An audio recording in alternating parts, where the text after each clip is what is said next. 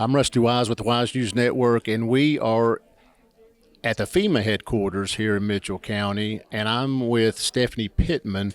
And what is your role? I am the director of the Volunteer Resource Center here for Mitchell County. Now, FEMA set up, there's a lot of people being helped, I see. What's the process here?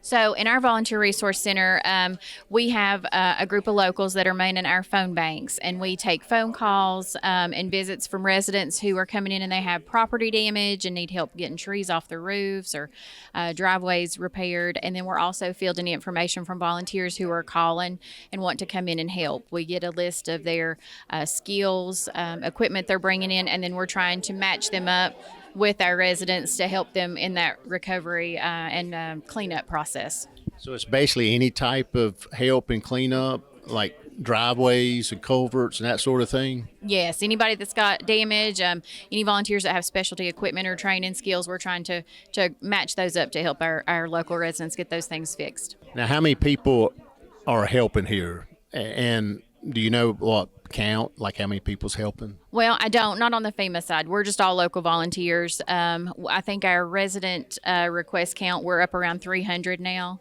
and we're over 300 on the number of volunteers that we've screened and had registered. Now, how long have you been here? Because I assume this facility did not have power. No, for a while it didn't. We got up and running with our VRC. It was a week ago this past Monday, so we're going on about a week and a half. So how can people get in touch with you guys? You can call us. We have a hotline number. We're open from 9 to 5, Monday through Saturday, and the number is 828-660-0818. And the address here? The address here at the Senior Center is 152 Ledger School Road in Bakersville, 28705. We have Andrea here with FEMA, and exactly what is your role here? I'm actually the manager here for this particular disaster recovery center.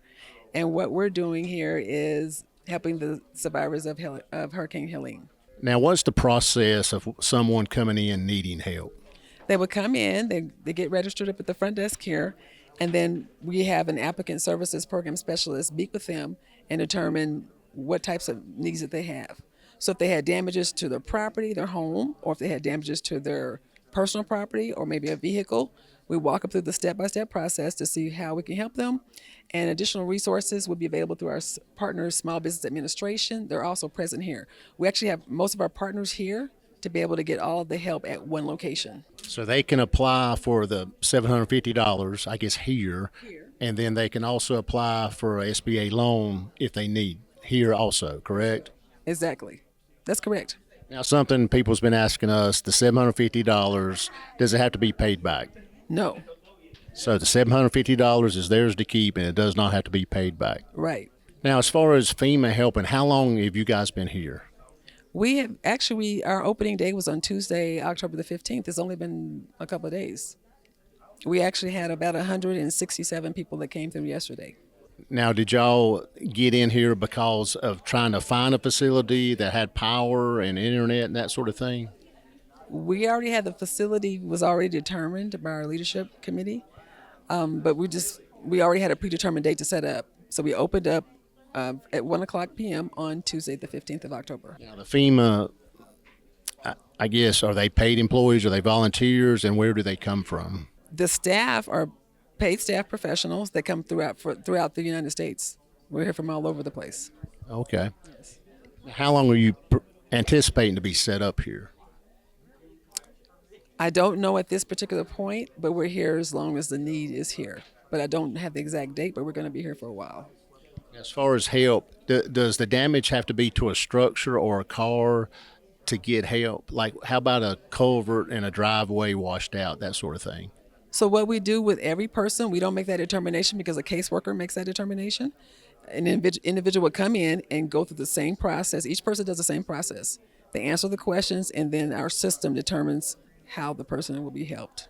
Now, they could get assistance here, but they can go online also. But if they can't get online, then they can come here. This is the same process, whether it's here in person or online? Is the same exact process, but because of some of the connectivity issues, some people haven't had power in 3 weeks.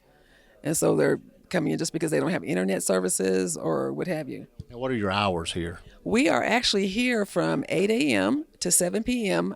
every day of the week, 7 days a week. And for those who need accessibility equipment, we have it provided here. We also have language line services. So we have the extended hours, the language line services, and the accessibility equipment to be able to accommodate all of the persons for those who need to be accommodated, for them to be able to come in and get registered to see if we can help them. And then I'm sure you have bilingual help here too. We have bilingual Spanish speaking, yes. And the address. The address is 152 Ledger School Road. We're at the Mitchell County Senior Center. Anything else you'd like to say? I would just want to say that the community has been very receptive, and we're just glad to be able to be here to help. We've come in here ourselves. We see the damages, and this is after 2 weeks after, 2 or 3 weeks after the occurrence. So I can only imagine what it was like when everything first happened. So we're just glad to be, glad to be here. And we've gotten people that have come. I mean, they've come in here. We have to say, we have to get to the next person, but they want to hug us, and just to see it, and that you're making a real difference in people's lives, and that's why we're all here. We're back in downtown Spruce Pine for the Wise News Network, and I'm Rusty Wise. And as you can see by the interviews, there was a lot of destruction, but also there's been a lot of community involvement and help, all the way from community members to FEMA.